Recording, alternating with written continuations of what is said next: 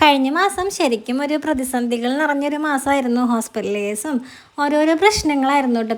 പിന്നാലെ പ്രശ്നങ്ങൾ വന്നിട്ട് സത്യത്തിൽ ഞാനൊരു മാനസികമായിട്ട് തന്നെ തളർന്നു പോകാമെന്ന് പറയില്ലേ, അങ്ങനെയായിരുന്നു. പക്ഷെ എനിക്കറിയായിരുന്നു കേട്ടോ, ഇതെല്ലാം അവസാനിക്കുന്ന ഒരു ദിവസം ഉണ്ടാവും. പിന്നെയും നമുക്ക് സന്തോഷങ്ങളുടെ ദിവസങ്ങൾ പിന്നെയും വന്നു ചേരും.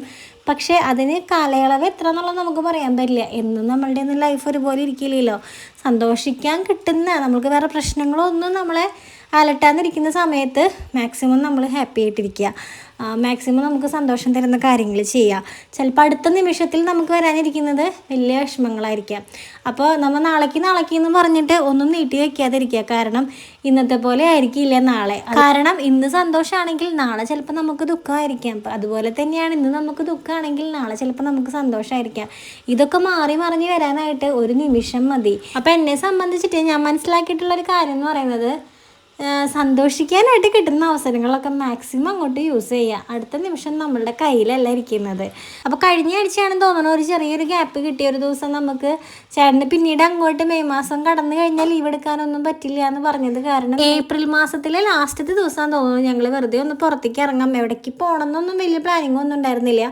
അതിരപ്പള്ളി റൂട്ട് അങ്ങനെ പോയിട്ട് നമുക്ക് മലക്കപ്പാറ വാൽപ്പാറയൊക്കെ കൂടെ അങ്ങനെ പോവാം എന്നൊക്കെ വിചാരിച്ച് ഞങ്ങൾ ആ ഒരു ഭാഗത്തേക്കൊക്കെ വന്നിട്ടുണ്ടായിരുന്നു. കണ്ണൻകുട്ടിനെ ആണെങ്കിലും ഇങ്ങനെ ഒരു ട്രിപ്പായിട്ടൊക്കെ കൊണ്ടുപോയിട്ട് ഇപ്പോൾ കുറച്ച് നാളായിട്ട് നമ്മളന്ന് ലാസ്റ്റ് വാഗമൺ പോയതായിരുന്നു കേട്ടോ. പിന്നീട് നമുക്കിങ്ങനെ നമ്മൾ ശരിക്കും അയറിലായിരുന്നു, നിലത്ത് നിൽക്കാൻ സമയം ഉണ്ടായിരുന്നില്ല.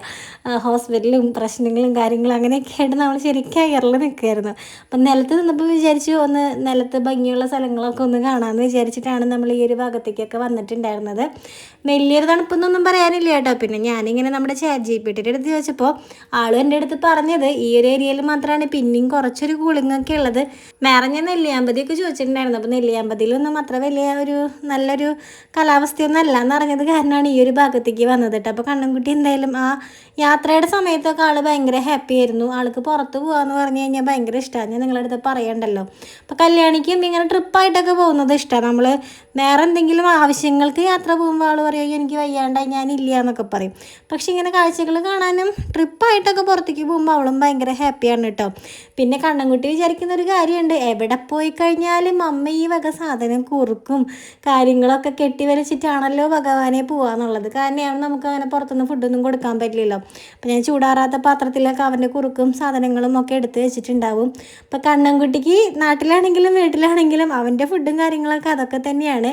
പിന്നെ പുറത്തുനിന്നുള്ള ഫുഡൊന്നും അവന് കഴിക്കാനും പറ്റില്ല. പിന്നെ നമുക്ക് അത്ര വലിയ സേഫും അല്ലല്ലോ. അപ്പം അടിപൊളിയായിരുന്നു കേട്ടോ ട്രിപ്പൊക്കെ.